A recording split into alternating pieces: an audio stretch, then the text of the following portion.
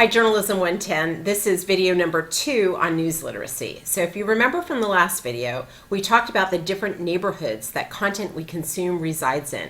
So for example, if you're watching a film at the theater or in the comfort of your home, that's entertainment. Or if you're listening to music, that's entertainment. But there's other neighborhoods too, such as propaganda, publicity, even that one that wasn't on the chart that was an extra called advertising. But what if you know for sure you're in the journalism neighborhood? Don't abandon all critical thinking skills. You still need to be news literate. So we're going to take a look at that because there are several things you can do to make sure that your journalism neighbor is as good of a neighbor as he or she is supposed to be, to continue the analogy. Because the truth of the matter is that journalists strive to do a really good job, but oftentimes you'll find things on a continuum. You'll see that some articles or stories that you listen to or watch are more credible than others. So we're going to look at criteria to see where it lies on this continuum. So if you remember from the last video, one way to make sure that a news story is more credible is by looking at the types of sources and evaluating those. You want those sources to be independent. You want the people who are speaking, to be able to speak freely and without trying to please the government or being beholden to anyone else. You definitely want multiple sources and multiple perspectives in any news article. You want sources that use verification and evidence when they're making claims, for example. You don't want them to just rely on saying, oh, I know that this person did it. You want them to have evidence. You want to have authoritative sources. You want people who are in positions of power and decision-making positions to comment on things. But you don't only want authoritative sources. You do want them, but not only them, because they'll have a specific perspective. You definitely want informed sources. Sometimes these are people who are in positions of power and sometimes they're not. And you definitely want sources who are willing to go on the record to give you the information that they're giving you. That's the accountability that's built in when you are willing to stand by the information you give to a reporter. You also remember from the last video, VIA.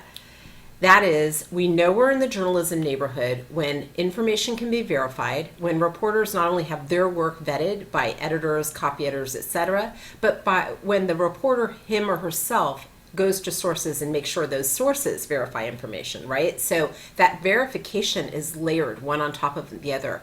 And that is definitely a huge part of knowing you're in a solid journalism neighborhood. The second thing is independence, that the newspaper or news agency is not beholden to something else or someone else. In the United States, we don't have state-run media, and we're very lucky about that because our media is independent of our government, who they're supposed to be keeping an eye on. The third thing, the A here, is accountability, that, again, writers and papers stand behind what they say. They're willing to say, hey, I wrote this, here's here's why I wrote it, here's the information I found. That accountability and not just putting something out there and hiding behind no byline or anything, that's a part of knowing you're in the journalism neighborhood. But there are other things to look at too that will put a story, again, on that continuum of less credible to more credible. So other things you want to look at are language. This has been a big thing, and this is a big thing even for very, very credible newspapers and news agencies. When you look at words like undocumented students versus illegal aliens, or you look at things like protesters versus demonstrators versus marchers, those are all words that have connotations. And so you want to look at an article and see what are the connotations of the words that are used. Because if it's building kind of a negative connotation about something, that's not that makes it fake. It just means that you as a consumer you have to be aware of that. And if you see an agency or a news outlet or agency that continually uses language that pushes you continually over and over again in one direction, you want to think about that and whether that should be the only news source from which you get your information. The second thing is bias, and this is tied into language because, again, language can have connotations or bias built in. But you want to make sure that the news site is not just biased against or for something. I'll give you an example. During an election, yes, on the editorial pages, a newspaper will say, we think you should vote for this person. But on the news pages, they should be willing, reporters and editors should be willing to scrutinize both candidates and look at wrongdoing in all the different candidates and all the different issues.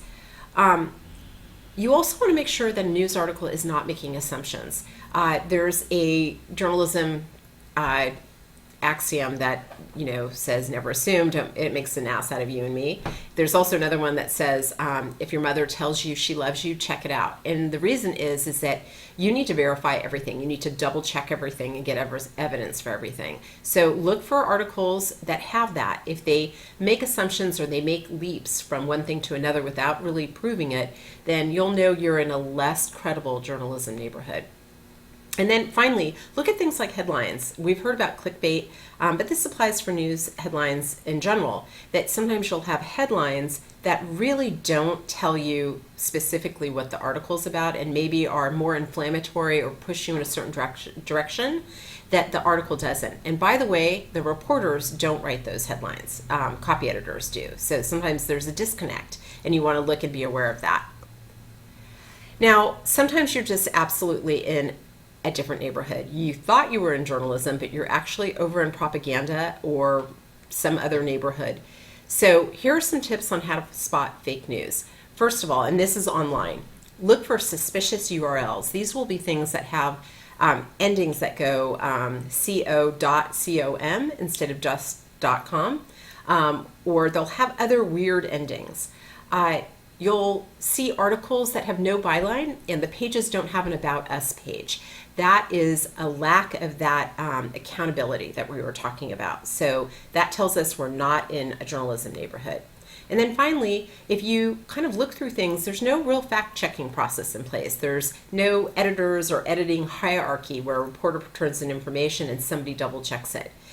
That's also an indication that you're looking at fake news. And oftentimes those pages will be written by all the same reporter if they do name the reporter. And that also is a problem. That's telling you that's a one-man or one-woman show, and that can have a lot of bias built in, or even lies. So the biggest and best tip for you in news literacy is read, watch, and listen widely. Don't get your news from one source. We'll continue this in class.